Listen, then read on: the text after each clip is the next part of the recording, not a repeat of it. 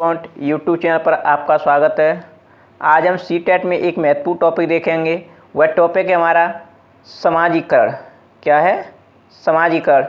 समाजीकरण समाज के मानदंडों के साथ समायोजन व अनुकूलन करना ही समाजीकरण है। समाजीकरण क्या है? यानी समाज के मानदंड होते हैं, समाज के कुछ नियम भी होते हैं, नियम कानून होते हैं समाज के अपने, उनके साथ क्या करना? समायोजन कर लेना, हमें उनके अनुसार ढलना या अनुकूलन यानी उनको अपने आप में धारण कर लेना, उनको मानना ही क्या कहलाता है? समाजीकरण कहलाता है। समाजीकरण क्या है? समाज के मानदंडों के साथ समायोजन या अनुकूलन करना ही समाजीकरण है। अब क्या है, समाजीकरण की विशेषताएं क्या क्या हैं? तो समाजीकरण की विशेषता है, नंबर 1 है समाजीकरण आजीवन चलता है। कैसा चलता है? आजीवन। क्योंकि हम लोग समाज में, जब हमारा जन्म होता है उसके बाद हम लोग समाज में रहते हैं। जब बच्चा समाज में रहेगा तो उसका जब तक समाज में रहेगा तब तक क्या होगा? वो समाजीकरण होता ही रहेगा, जो हमेशा आजीवन, जब तक जीवन रहता है तब तक चलता रहता है। तो ये क्या कहलाता है? समाजीकरण की विशेषता है। नेक्स्ट है समाजीकरण एक सरल से जटिल की ओर बढ़ता है। समाजीकरण होता है वो कैसा होता है? सरल से जटिल की ओर। क्योंकि जब बच्चा छोटा होता है तो समाज में कोई जिम्मेदारियां नहीं होती उसके पास। समाज में जो उसकी इच्छा होती है वो ऐसे ही घूमता है, वैसे ही करता है, वैसे ही खाता है, वैसे ही रहता है। मतलब वो उनके मानदंड होते हैं, उनको कम समझता है, उसका उस पर भार कम होता है। लेकिन जब जैसे जैसे बड़ा होता जाता है बच्चा, तो समाज के जो नियम कानून होते हैं उनको समझने लगता है, उसके ऊपर अपना व्यक्तिगत परिवार का बोझ बढ़ने लगता है, समाज की क्या होने लगती है? जिम्मेदारी बढ़ने लगती हैं। तो जटिलता की ओर बढ़ता रहता है समाजीकरण। नेक्स्ट है समाजीकरण सामाजिक मानदंडों के साथ अनुकूलन ही है। समाजीकरण क्या है? मानदंड होते हैं समाज के, कुछ नियम कानून होते हैं, उनके साथ अनुकूलन कर लेना ही क्या है? समाजीकरण है। नेक्स्ट है समाजीकरण उन मूल्यों को सिखाता है जो समाज द्वारा स्वीकार किए जाते हैं। यानी समाजीकरण किन को सिखाता है? ऐसे मूल्य जो समाज द्वारा जो बनाए गए हों। समाज में अपने कुछ रूल्स होते हैं, अपनी संस्कृति होती है, अपना कल्चर होता है, उसमें जो सिखाया जाता है उसे स्वीकार करना ही उनके द्वारा क्या कहलाता है? वो समाजीकरण कहलाता है।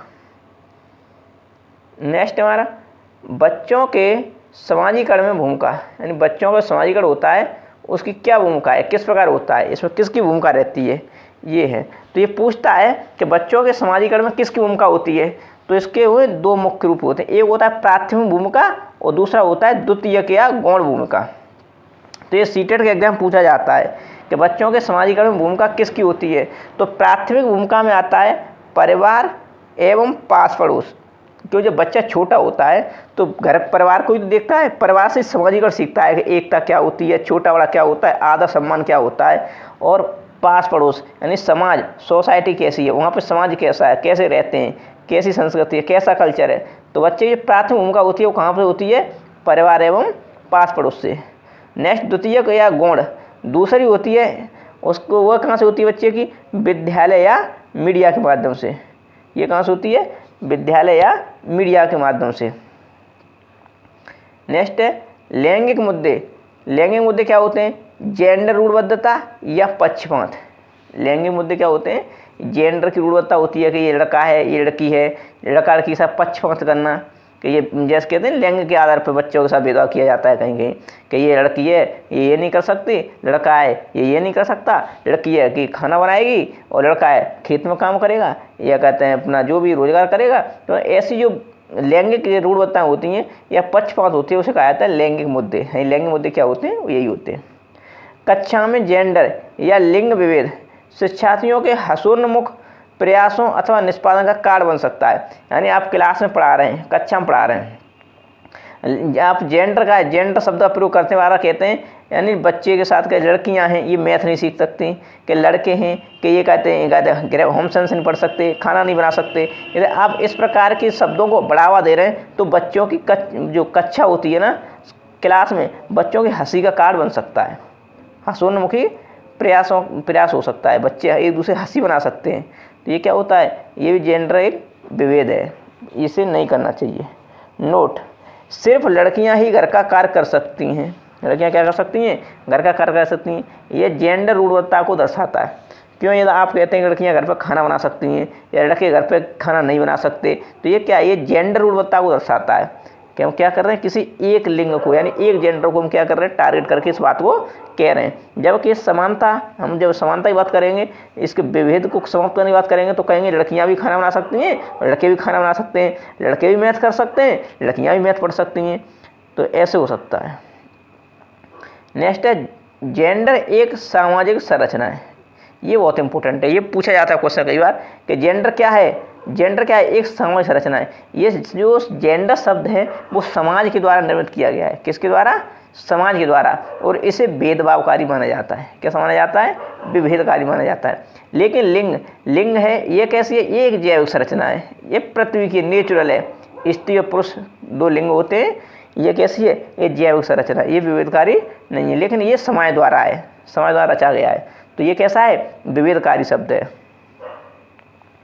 नेक्स्ट है व्यक्ति भिन्नता, यानी व्यक्ति भिन्नता मतलब होता है व्यक्ति में विभिन्नताएं, क्या क्या विभिन्नताएं होती हैं उसके बारे में हम जानकारी करेंगे। और इससे क्वेश्चन बार बार पूछे जाते हैं, एक दो क्वेश्चन हर बार आता है सीटेट में। तो हमारा है व्यक्ति भिन्नता। व्यक्ति भिन्नता, विभिन्नता, विविधता या विभिन्न प्रकार आज शब्द व्यक्तिगत भिन्नता को दर्शाते हैं। क्या होता है, जैसे विभिन्नता होती है, व्यक्ति भिन्न भिन्न तरीके से अपने काम करता है या विभिन्न तरीके से रहन सहन होता है उनका, या विविधता होती है व्यक्ति में। क्या होती है, विविधता या विभिन्न प्रकार आदि के शब्द जो होते हैं व्यक्ति क्या दर्शाते हैं, व्यक्ति भिन्नता को दर्शाते हैं।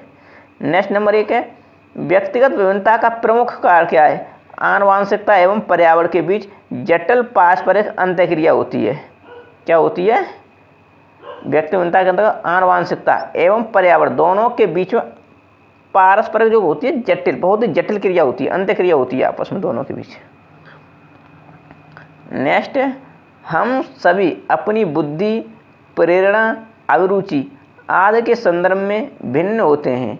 यह व्यक्तित्व भिन्नता को दर्शाता है। यानी व्यक्ति की बुद्धि, हमने कभी देखा होगा कि एक छोटा भाई होता है, बड़ा भाई होता है, तो उनकी बुद्धि लब्धि होती है, उसमें भी अंतर होता है। समाज में रहने वाले हर व्यक्ति की बुद्धि लब्धि में फर्क होता है। उसकी प्रेरणा कैसी है, इसमें भी फर्क होता है। उसकी रुचि क्या है, इसमें भी फर्क होता है। किसी को पढ़ने में रुचि होती है, किसी को कहते खेलने में रुचि अधिक होती है, तो किसी को कहते हैं व्यवसाय में रुचि अधिक होती है, किसी को मैकेनिक बनने में रुचि होती है। मतलब क्या होती है, सबकी रुचियाँ भिन्न भिन्न होती हैं, अलग अलग होती हैं। यही कहलाता है व्यक्ति की भिन्नता। व्यक्ति में विभिन्नता क्या होती हैं, किसी को पढ़ना पसंद है, किसी को खेलना पसंद है, किसी को खाना पसंद है, किसी को बनाना पसंद है।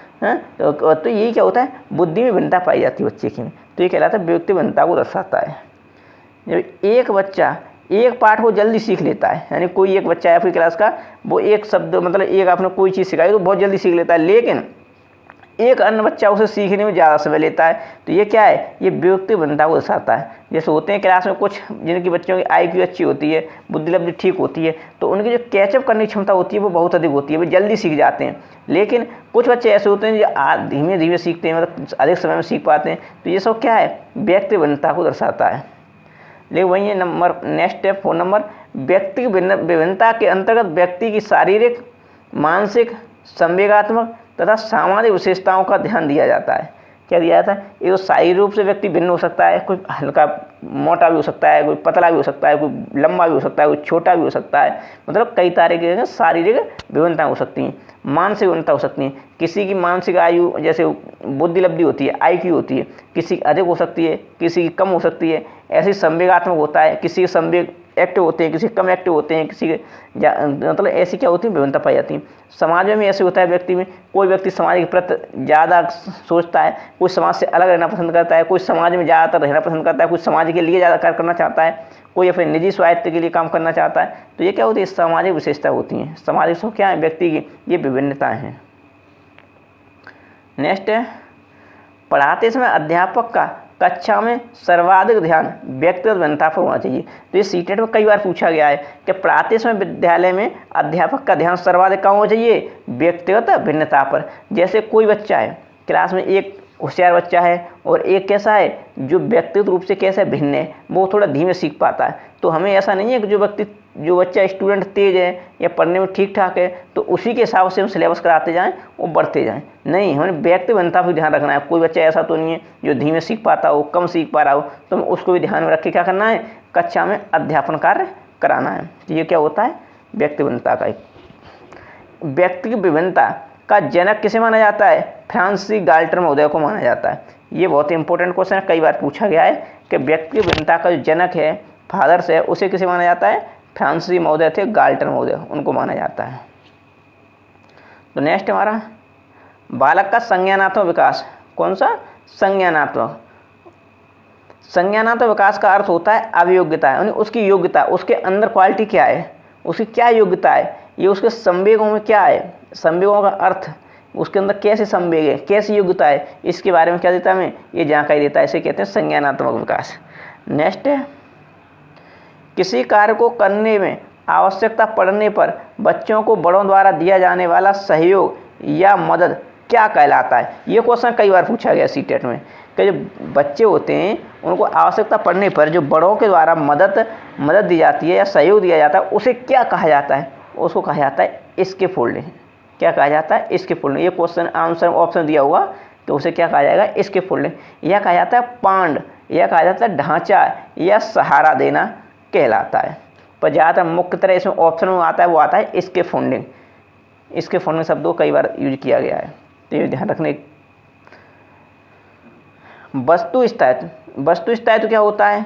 बच्चे द्वारा छिपी हुई वस्तुओं को ढूंढ निकालना वस्तु स्थायित्व कहलाता है। जैसे हम लोग, छोटा बच्चा होता है घर में, तो कोई वस्तु उसको दिखा दी, फिर उसको हम छुपा के रख देते हैं। बच्चा उसको नज़र से मतलब उसको सोचता रहता है, उसी के बारे में सोचता है कहाँ रखा होगा, क्या किया होगा, कैसे किया होगा। तो उस बच्चे को क्या होता है? उसी वस्तु को, छिपी हुई वस्तु को कहीं ना कहीं से ढूंढ निकालना ही वस्तु स्थायित्व कहलाता है। यह प्याजे की संवेदी गांव की अवस्था से संबंधित है। पूछता है कि वस्तु स्थायित्व की अवस्था प्याजे की किस अवस्था में आती है? तो किस में आती है? संवेदी गामक अवस्था में आती है, उससे संबंधित है। तो आज के लिए इतना ही रखते हैं। तो मित्रों, यदि आपको हमारी वीडियो अच्छी लगी हो तो चैनल को सब्सक्राइब करें, वीडियो को लाइक करें और शेयर करें, जिससे आने वाली वीडियो हैं आपको मिलती रहें। बेल आइकन को अवश्य दबाएं और अपने मित्रों को शेयर करें। थैंक यू, धन्यवाद।